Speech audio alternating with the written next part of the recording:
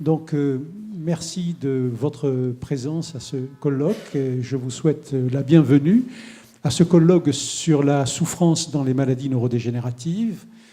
Ce colloque s'inscrit dans le cadre de la mesure 84 du plan maladies neurodégénératives. Et donc, c'est pour moi l'occasion de vous rappeler qu'il existe un plan maladies neurodégénératives qui a débuté en 2014 et qui court jusqu'en 2019.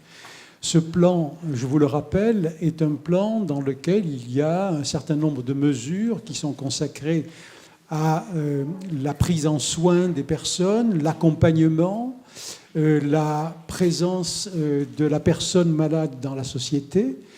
Et il y a une partie de mesures qui sont consacrées plus particulièrement à la recherche. Et c'est Étienne Hirsch qui est le président du comité de pilotage de la recherche. Donc, parmi les mesures recherche, il y a donc cette mesure qui est la mesure de la prise en charge de la douleur. Et je vous rappelle que l'an passé, nous avions eu un premier colloque consacré plutôt à « j'ai mal ». J'ai mal, et c'était la douleur.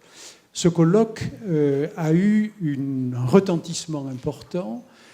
C'était un colloque qui était le premier colloque de ce type assez original dans lequel il y avait à la fois des experts, des chercheurs et des patients qui se sont retrouvés autour de cette thématique de la douleur. Et je vous rappelle également, si vous étiez là, que les échanges ont été particulièrement riches. Et finalement, ce colloque en est arrivé à proposer la possibilité d'une certaine recherche. Et il y a eu des travaux de recherche, on vous en parlera certainement, qui sont soutenus par la Direction générale de la santé d'une part, et d'autre part la Société française de la douleur. Et donc, je pense que ce premier colloque a porté ses fruits. Et il nous avait semblé qu'il serait très important de faire un deuxième colloque.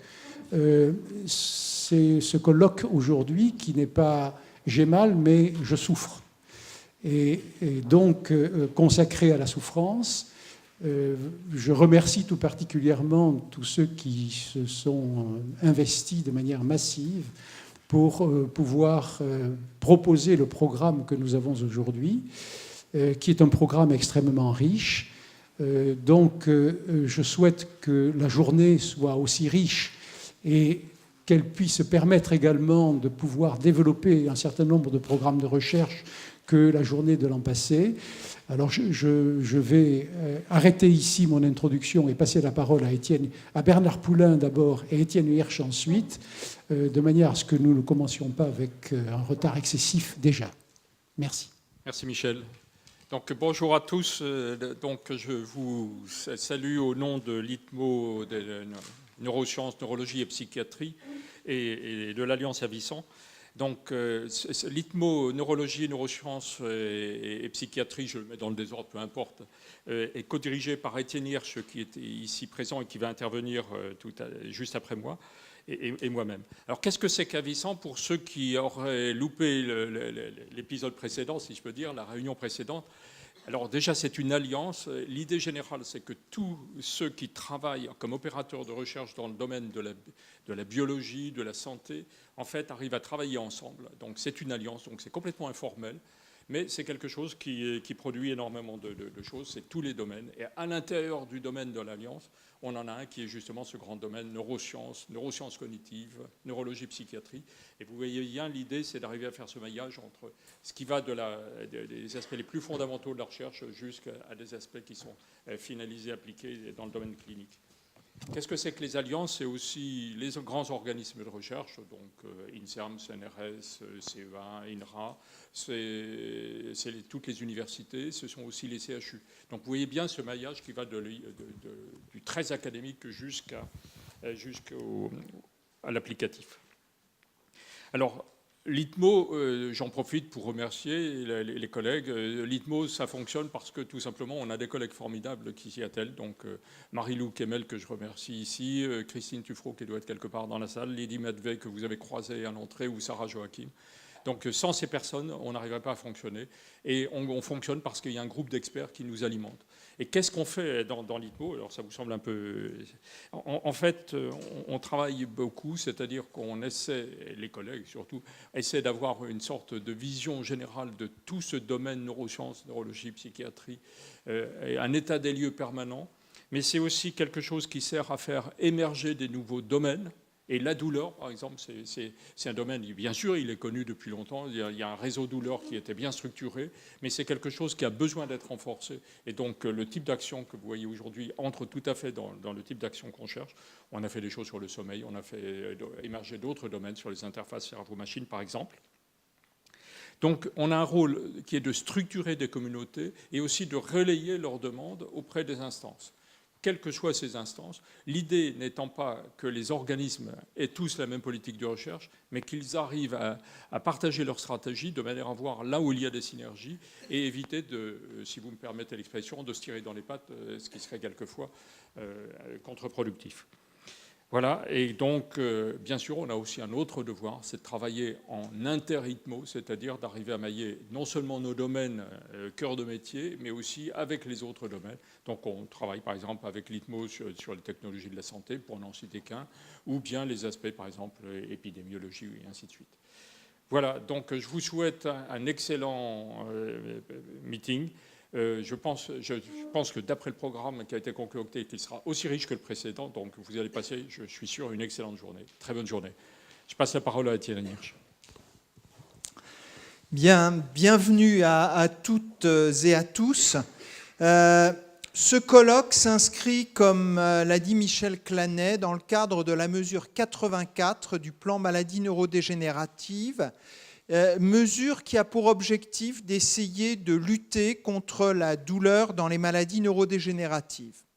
Alors, ce plan se veut inclusif. Inclusif, ça veut dire quoi? Ça veut dire qu'il doit permettre d'avancer en termes de prise en charge sur l'ensemble du territoire, sur l'ensemble des pathologies neurodégénératives et d'essayer de trouver des solutions concrètes pour améliorer la qualité de vie des personnes qui souffrent de ces maladies. Il se veut inclusif aussi parce que pour la première fois, l'idée est de faire travailler des gens venus d'horizons différents ensemble. Il s'agit en premier lieu des personnes qui souffrent de ces maladies, des aidants, des médecins qui les prennent en charge, des personnels paramédicaux, des aidants, des pairs. Et c'est un petit peu ce qui a gouverné l'organisation de cette journée. Je voudrais remercier ici les associations qui se sont mobilisées, leurs représentants, qui ont travaillé très dur pour préparer cette réunion avec les 3 personnes de l'ITMO qu'a mentionné Bernard Poulain. Sans votre investissement, je crois que cette journée n'aurait pas pu voir le jour et je voudrais vraiment vous en remercier. Alors, qu'est-ce que nous allons faire aujourd'hui? Bien, tout d'abord, nous allons essayer de dresser le panorama de la souffrance, de ce qu'est la souffrance, des réflexions qu'il faut avoir sur la souffrance au plan philosophique. Ensuite, nous écouterons des témoignages de patients, d'aidants, pour essayer de continuer à dresser ce panorama. Nous aurons quelques exposés concernant les mécanismes qui peuvent expliquer la souffrance. Nous écouterons les demandes des patients, des aidants, de l'ensemble de la communauté. Et puis enfin, nous conclurons en essayant de trouver des solutions. Pour ceux qui étaient là l'année dernière, sur la journée concernant la douleur, c'est exactement le même schéma. Et pour vous faire un point sur les avancées qui ont eu lieu suite à la réunion de l'année dernière, eh bien, la DGS au niveau du ministère de la Santé, des Affaires sociales, a financé via, alors je vais encore écorcher le nom, de la société, je vais laisser Didier nous donner le nom de la société qu'il préside. Donc via sa société, on finançait des projets de recherche. Et tu peux peut-être d'ailleurs dire juste un mot sur les projets qui ont été financés.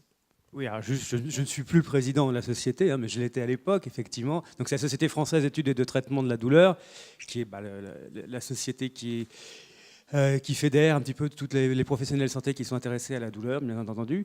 Et effectivement, l'an dernier, nous avions lancé un appel d'offres en partenariat avec la DGS, avec le ministère de la Santé, concernant la prise en charge de la douleur dans les maladies neurodégénératives. Et il y a eu nous avons reçu pas mal de dossiers, une bonne quinzaine, et nous en avons sélectionné 3 qui vont être financés, un sur le Parkinson, l'autre sur l'Alzheimer, l'autre sur les troubles cognitifs et la douleur. Donc voilà. Merci Didier. Donc vous voyez que notre travail aujourd'hui, comme l'année dernière, est particulièrement important parce que les priorités que nous faisons ressortir, en fait, donnent lieu après à des financements et des actions concrètes. Donc cette journée, il faut vraiment la prendre comme une journée d'échange, de partage, pour essayer de trouver des solutions et identifier des priorités.